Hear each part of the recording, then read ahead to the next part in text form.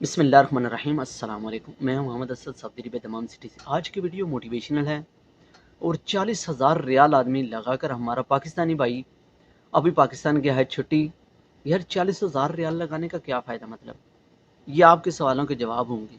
इतने पैसे लगाकर यानी तकरीबन 30 लाख रुपया तकरीबन 30 लाख रुपया लग चुका है, तो तब उसका इकामा बना, क्योंकि उसका इकामा नहीं बना था, उसके कागजात ठीक नहीं थे सऊदी अरबिया के अंदर। इसलिए उसने 40,000 रियाल लगाकर अपने कागजात ठीक कराए। अब वो 5 साल के बाद छुट्टी गया। क्यों लगाए? पाकिस्तान में कारोबार ठीक नहीं हो सकता था? वहां तो पर बिजनेस कर सकता है, लेकिन नहीं।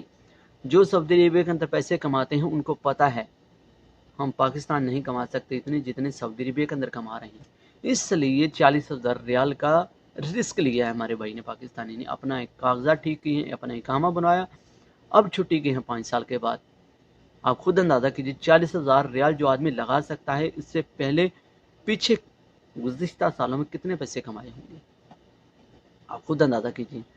अगर आप हमारे चैनल पर नए हैं तो चैनल को ज़रूर सब्सक्राइब करें। तो कोई भी आपका सवाल है, कोई भी क्वेश्चन है, तो आप हमें कमेंट कर सकते हैं। हम इंशाल्लाह उस पर वीडियो बनाकर आपके साथ ज़रूर शेयर करेंगे। हमारी वीडियो पर जो ऐड आता है प्लीज़ उसको ऐड वॉच किया करें, ताकि हम परदेशियों का भी फ़ायदा हो। आपका कुछ नहीं जाएगा, लेकिन कुछ सेकंड की वीडियो चलेगी, हमारा फ़ायदा होगा। उसके साथ साथ ये पाकिस्तानी भाई हमारे सियालकोट से इनका तल्लक है।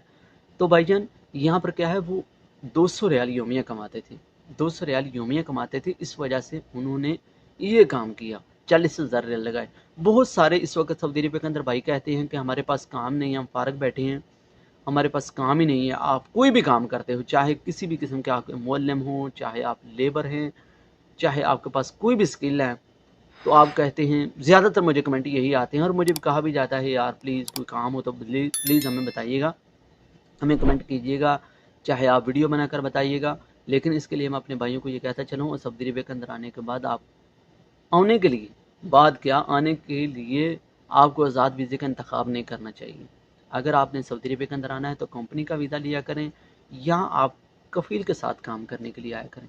कभी ऐसी गलती ना करें कि आज़ाद वीज़ा वाले की जो हर हफ्ते की शाम को सऊदी टाइम में तकरीबन 7 बजे वीडियो अपलोड करता हूँ, 7 से 8 बजे के दरमियान, जो कि आज़ाद वीज़ा के लोगों के ख़िलाफ़ होता है, जो कि एक लालच में आ जाते हैं, साए खास सामान मंजिली वीज़ा लेकर आ जाते हैं। तो यहाँ पर भाईजान उनको पुलिस पकड़ती है और डिपोर्ट करती है।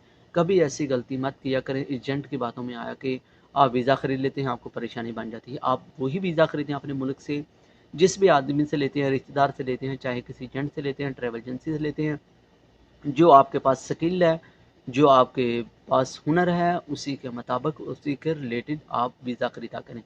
तो ये हमारे माशाल्लाह भाई, माशाल्लाह अल्लाह पाक इनको सेहत तंदुरुस्ती दे, इनकी रोज़ी में बरकत अता फ़रमाए। तो जिस तरह के हमारे भाई 40,000 रियाल लगाकर, मुझे बहुत खुशी हुई, इन्होंने अपने कागजात सीधे किए।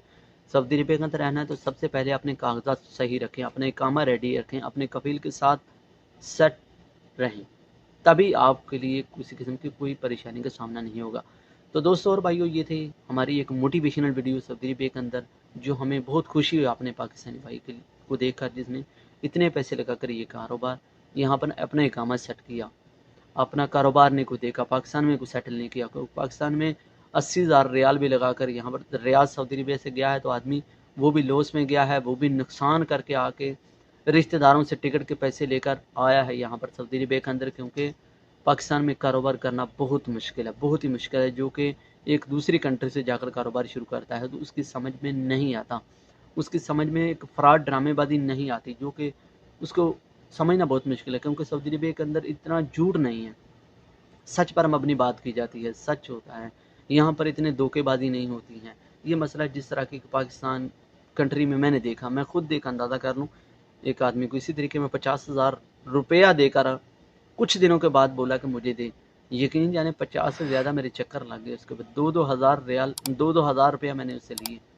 मैं अब बहुत दुख और तकलीफ में रहा कि मैं ऐसी गलती नहीं करनी। मेरी घरवाली ने बोला कि आप किसी को पैसा मत दीजिएगा, यहाँ पर आपको बहुत मुतमिन करेंगे, किसी को 10 रुपये भी मत दीजिएगा, ऐसी गलती उधार मत कीजिएगा, आप उससे मांगने वाले बन जाएंगे। अपने पैसे आप बेकारी की तरह उससे मांगें, कभी ऐसी गलती मत कीजिएगा। लेकिन मैंने बोला चलो मुश्किल नहीं है, देखते हैं देकर उधार, इंशाअल्लाह हमारे साथ अच्छा रहोगा। लेकिन नहीं, मेरे साथ बहुत बुरा हुआ, बहुत मुश्किल से।